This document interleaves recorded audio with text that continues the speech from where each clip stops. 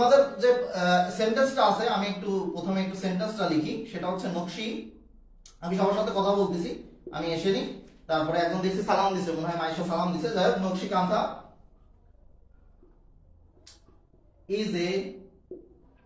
is a kind of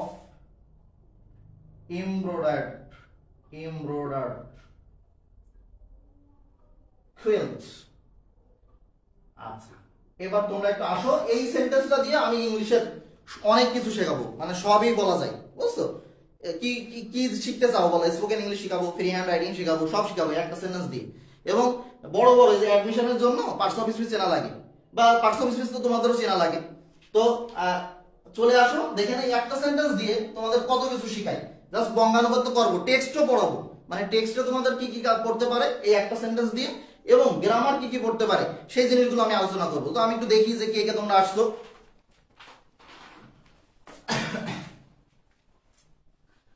তোমরা একটু comment করো যে কে কে আসছো। আচ্ছা, তোমাদের প্রথমে একটা জিনিস এটা একটু অনুবাদ করেছি, যে দেখো নকশি কাঁথা ইজ মানে হচ্ছে হয়, এ কাইন্ড অফ এ মানে হচ্ছে একটা, কাইন্ড মানে হচ্ছে প্রকার, আচ্ছা অফ মানে হচ্ছে র, এটা মনে রাখো। অফ মানে কি? র এ। তোমাদের প্রিপজিশনের সমস্যা হয় না? প্রিপজিশনের সমস্যা সমাধান করতেছি ইনশাআল্লাহ, এটা মনে রেখেছো। অফ মানে কি? র বা এর। আর এমব্রয়ডার্ড মানে হচ্ছে তোমার নকশা খচিত, এগুলো সব সিনোনিম অ্যান্টোনিমও করাবো, তোমরা ওয়েট করো। এমব্রয়ডার্ড টুলস, হ্যাঁ এমব্রয়ডার্ড টুল মানে হচ্ছে তোষক, হ্যাঁ নকশা খচিত তোষক, কিন্তু এগুলো প্রত্যেকটার আমি সিনোনিম বলবো, তোমরা একটু তাড়াতাড়ি জয়েন করো। আর এইগুলো এই একটা সেন্টেন্স দিয়ে আমি হচ্ছে তোমাদের গ্রামাটিক্যাল আইটেমও করাবো, তো তোমরা তাড়াতাড়ি একটু জয়েন করো।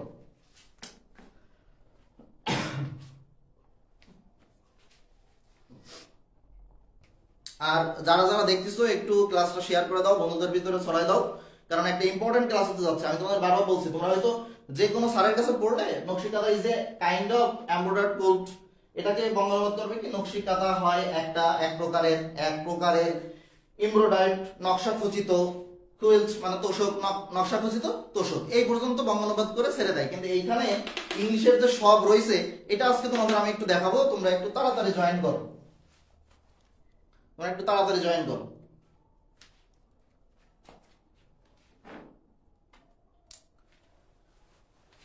দেখ, একটা সেন্টেন্স, আমি বারবার বলতেছি যে একটা সেন্টেন্স দিয়ে আমি হচ্ছে তোমাদের সবগুলো করাবো ইনশাআল্লাহ। আচ্ছা দেখো, তোমরা আমি বলি এবার তোমরা পুরো ফোকাসটা ক্লাসের দিকে দাও। দেখো, নকশি Kantha is a kind of embroidered quilt. আচ্ছা, যারা যারা আসছো, জারি পারছো মনে হয়, আমি দেখলাম জারি পারছো, রাইমও আসছো, তো যারা যারা ওই যে সৌরভ আছে, হ্যাঁ ওদেরকে ডেকে নিয়ে আসো। এটা তোমাদের প্যাসেজে আছে এবং প্রত্যেক স্যাররাই পড়াই, এটা আমি জানি, কিন্তু আজকে আমি তোমাদের একটু অন্যভাবে পড়াবো, এই জন্য তোমরা একটু তাড়াতাড়ি চলে আসো। দেখো, তোমাদের একটা জিনিস বুঝাই, সেটা হচ্ছে দেখো নকশি কাঁথা এটা সেন্টেন্সের কোথায় আছে বলো তো? শুরুতে। সেন্টেন্সের শুরুতে নকশি কাঁথা, একটা ইংলিশ সেন্টেন্সের শুরুতে যেটা থাকে সেটাকে আমরা সাবজেক্ট হিসেবে জানি। কি হিসেবে জানি বলো তো? সাবজেক্ট হিসেবে জানি। আচ্ছা, তো এই সাবজেক্টটা তোমার কি পার্টস অফ স্পিচ হতে পারে? এই সাবজেক্টটা অলওয়েজ মনে রাখবা নাউন অথবা প্রোনাউন। বলো সাবজেক্ট কি হতে পারে? নাউন অথবা প্রোনাউন। তাহলে আমরা পার্টস অফ স্পিচ চিনলাম কি? যে স্যার আমাদের শেখালো যে ইংলিশে যদি কোনো সেন্টেন্স শুরু হয়, সেই সেন্টেন্সে প্রথম যেটা থাকে সেটা হচ্ছে তোমার সাবজেক্ট হিসেবে যেটা থাকে সেটা হচ্ছে নাউন বা প্রোনাউন হয়। তবে কিছু সেন্টেন্স মনে করো ভার্ব দিয়ে শুরু হয়, যেমন ওপেন দা ডোর, তাহলে এই ক্ষেত্রে কিন্তু সাবজেক্ট ইউজ থাকে, বুঝছো? এটাকে বলা হয় ইম্পারেটিভ সেন্টেন্স। সেটা আমার আলোচনা বিষয় না, কিন্তু দেখো আমি যে একটা প্যাসেজ করাচ্ছি, কিন্তু ইম্পারেটিভ সেন্টেন্স কি আলোচনার ভিতরে চলে আসছে না? বলো চলে আসছে। তো এইটা নকশি কাঁথা কি? এটা একটা সাবজেক্ট। আচ্ছা, এবার ইজ মানে হচ্ছে হয়। আচ্ছা, তাই ইজ থেকে বুঝতেছি এটা হচ্ছে প্রেজেন্টে একটা কথা। এবার টেন্সে আসো, ইজ মানে হচ্ছে হয়, তাহলে এটা একটা প্রেজেন্ট কথা। এই প্রেজেন্ট কথাকে আমরা ইজ দিয়ে প্রকাশ করি, যে নকশি কাঁথা হয়। আচ্ছা, এবার বলো তো নকশি কাঁথা যদি আগের কোনো কিছু থাকতো তাহলে ইজের জায়গায় আমরা কি ইউজ করতাম বলো তো? ওয়াজ ইউজ করতাম। কি ইউজ করতাম? ওয়াজ। আসো এই যে ফ্রি হ্যান্ড রাইটিং, তাহলে নকশি কাঁথা এখন যেহেতু এক প্রকার এটা আছে, এখনো আছে, কিন্তু যদি এমন কিছু হতো যা অতীতে ছিল এখন নাই, তাহলে সেক্ষেত্রে আমরা কি ইউজ করতাম বলতো? ওয়াজ। আর ওয়াজ মানে কি? ছিল। তাহলে নকশি কাঁথার পাশে কেন আমরা ইজ ইউজ করলাম? দেখো, রাইট ফ্রম ভার্বস। যারই আমাদের প্রথমে বলছিল যে স্যার রাইট ফ্রম ভার্বস এর ক্লাস নেন, ও হয়তো ক্লাস 6 এ পড়ছে, 7 এ আমার কাছে ছিল না, সেই কারণে রাইট ফ্রম ভার্বস হয়তো কঠিন লাগতে পারে, কিন্তু ওদের আমি রাইট ফ্রম ভার্বস অনেক ভালোভাবেই করাই দিছিলাম। তো নকশি কাঁথার পরে কেন ইজ বসলো, আর ওয়্যার বসলো না? এগুলো বেসিক না বলো ইংলিশের? আর বা ওয়্যার কেন বসলো না? দেখো, কনসেপ্ট ক্লিয়ার করো। তোমাদের রাইট ফ্রম ভার্বস আসে, তাহলে তোমার যদি এখানে আমি কনসেপ্টটা ক্লিয়ার করি যে কেন ইজ আসলো, তাহলে তুমি ওই রাইট ফ্রম ভার্বসও পারবা। ঠিক আছে, গ্রামার শেষ করতেছি। দেখো, তাহলে নকশি কাঁথা, মনে রাখো নকশি কাঁথা এর সাথে কি নেই? এস নেই। এস বা ইএস থাকলে সেটা প্লুরাল বোঝায়, তার মানে নকশি কাঁথা বলতে একটা জিনিস বোঝাচ্ছে। আর যখনই একটা জিনিস বুঝাবে, মনে রাখবা একটা জিনিস যখন বুঝাবে তখন সেটা হচ্ছে ইজ, আর যদি পাঁচটা হয় তাহলে ওয়াজ হবে। কিন্তু যদি একাধিক বুঝায়, কি বুঝায়? একাধিক, তাহলে কিন্তু আর বা ওয়্যার হবে। এই কথাটা তোমরা একটু কমেন্টে লেখো তো, এটা একটু লেখো, এটা বড় একটা বেসিক। ওই তোমাদের রাইট ফ্রম ভার্বস অনেকগুলো সলভ করা যাবে ইনশাআল্লাহ এই দিয়ে, যে একটা হইছে তাই ইজ বইছে, একটা হইছে তাই বইছে কি কি হইছে? ইজ বইছে। তাহলে নকশি কাঁথার পরে আমরা কেন ইজ দিলাম? কারণ নকশি কাঁথা হচ্ছে তোমার একটা বোঝাচ্ছে। কি বোঝাচ্ছে? একটা। আচ্ছা, আর নকশি কাঁথা যদি এখনের কিছু না হতো, অতীতে হতো, তাহলে ওয়াজ হতো। ঠিক আছে। আচ্ছা, একটা প্যাসেজ পড়ার সময় এই জিনিসগুলো যদি একটু স্টুডেন্টদেরকে বলে দেওয়া হয়, তাহলে তাদের বেসিকটা স্ট্রং হয়ে যায়। আসো এবার আমি এইখানে আসি, এই যে এটাই আসি।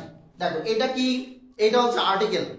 এ বা এ এন আর ডি কে কি বলা হয়? আর্টিকেল। তোমরা একটু দেখো, তাহলে হচ্ছে তোমরা একটু কমেন্টে আসো। দেখো, এ এন ডি এই তিনটাকে আমরা আর্টিকেল হিসেবে জানি। আচ্ছা, দেখো এখানে আর্টিকেলের একটা বেসিক দিই তোমাদের। আচ্ছা, আর্টিকেল, আর্টিকেল কাকে বলে? এ এন্ড ডি, আমরা এই তিনটাকে চিনি, তাই তো? আচ্ছা, এর আরেকটা নাম শোনো তোমরা, হচ্ছে ডিটারমিনার। এই আরেকটা নাম কি? ডিটারমিনার। এবার দেখো, ওই যে ইন্টারমিডিয়েটে চলে গেছে। আর আর্টিকেল কোন কোন ক্লাসে আছে বলো তো? 9, 10 এ আছে। জয়নাব আসছো কিনা? জয়নাব তো আসার কথা, হচ্ছে এসএসসি 2026।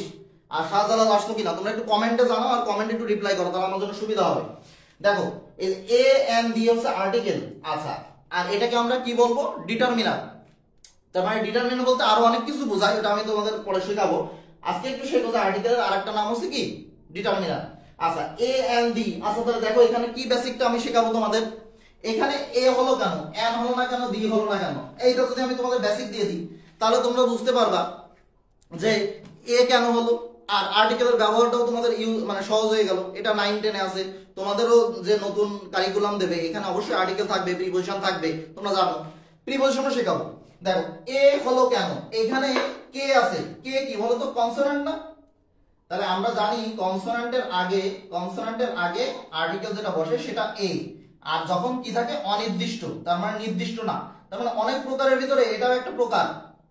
অনেক প্রকারের এমব্রয়ডারি টুলস আছে, তার ভিতরে এটাও কি একটা প্রকার। অনির্দিষ্ট, অনির্দিষ্ট বললে এ ব্যবহৃত হয়, আর যেহেতু কে আছে। কিন্তু এই সেন্টেন্সটাই খুব ভালো করে বোঝো, খুব ভালো করে বেসিকটা বোঝো। দেখো, তাহলে এ কেন হলো? আর এ দেখো, এ চেঞ্জ হয়ে যাবে কি করলে জানো? এই দেখো, আমি যদি এই মুছে দিলাম, খুব ভালো করে খেয়াল করো, বিশেষ করে সবাই সবাই খেয়াল করো। দেখো, এই যে এই আমি মুছে দিলাম, কাইন্ড অফ মুছে দিলাম। এবার তোমার সেন্টেন্সে মনে করো বলেছে নকশি কাঁথা ইজ এমব্রয়ডারি টুল। এবার আমাকে বলো তো, আমি তোমাদের কেবল শিখালাম কনসোনেন্ট থাকলে হচ্ছে এ হবে, আর ভাওয়েল থাকলে কি হবে? এন হবে। এন হবে। আচ্ছা, তোমরা জানো না ভাওয়েলের একটা চার্ট আছে তোমাদের, এ ই আই ও ইউ। আচ্ছা, আপাতত ওইগুলো পরে আলোচনা করি। ই থাকলে কি হবে বলো? এন হবে। তাহলে আমি সেন্টেন্সটা মুছে দেওয়ার সাথে তোমাদের যদি শূন্যস্থান করতে দিতাম, আর্টিকেলের শূন্যস্থান, যেটা কিনা 10 দের আছে, 9 এর আছে, তোমাদের আছে, এবং যারা ইন্টারমিডিয়েটে পড়ে এবং 2026 সালে যারা এইচএসসি দিবে, তাদেরও এক দাগে হচ্ছে আর্টিকেল পড়ে, একদম এক দাগে। বুঝছো? তাহলে দেখো, এই যে ইর আগে কি হবে? এন হবে। আর এইখানে এ কেন হয়েছিল? কারণ কাইন্ড ছিল। কি ছিল? কাইন্ড ছিল। আমি কিন্তু একটা সেন্টেন্স বুঝাচ্ছি, এখনো কিছু ধরি নাই, এই কেবল শুরু করলাম একটা সেন্টেন্সের, এটা কেবল এই পর্যন্ত আইছি। তাহলে তোমরা আর্টিকেলের বিষয়টা বুঝতে পারছো কিনা? জাস্ট এইখান থেকে যা বলিস তাই বুঝতে পারছো কিনা? যদি শব্দের আগে ই থাকে, তাহলে তার আগে এন হবে। আর যদি শব্দের প্রথমে কনসোনেন্ট থাকে, এ ই আই ও ইউ বাদে, আর বাকি সব থাকে, তাহলে তার আগে আর্টিকেল হবে যেটা, সেটা হচ্ছে এ। আর্টিকেল সব জায়গায় আছে। আর টেন্সও বুঝাইছি, ওই যে ইজ মানে হয়, আর কেন ইজ হয়েছে, কারণ নকশি কাঁথা একটা বোঝাচ্ছে তাই। আমি যদি নকশি কাঁথাস এস দিয়ে দিতাম তাহলে প্লুরাল হয়ে যেত, তাহলে আর হতো আর। আর যদি এটা অতীতের কোনো কথা হতো তাহলে হতো ওয়াজ, ছিল, নকশি কাঁথা ছিল, ওয়াজ। আর নকশি কান্থাস যদি এস থাকতো তাহলে ওয়ার হতো অতীতের হলে, বুঝছো? এই বেসিক গুলো তোমরা একটু মাথায় রাখো, আমার আরো বেসিক আছে। তাহলে এখানে সেন্টেন্সটা কি ছিল মনে আছে? Is a kind of, is a kind of. আর অফ এর মানে বলেছি র আর এর, এটা তোমরা একটু লেখো তো, কমেন্টে লেখো তো, অফ মানে হচ্ছে র আর এর। তোমাদের প্রিপজিশনটা শিখাই আজকে। দেখো প্রিপজিশনে আর ইনশাআল্লাহ ভেজাল বাঁধবে না, অন্তত অফের আমার সামনে যেটা আসবে সেটাই আর ইনশাআল্লাহ ভেজাল বাঁধবে না।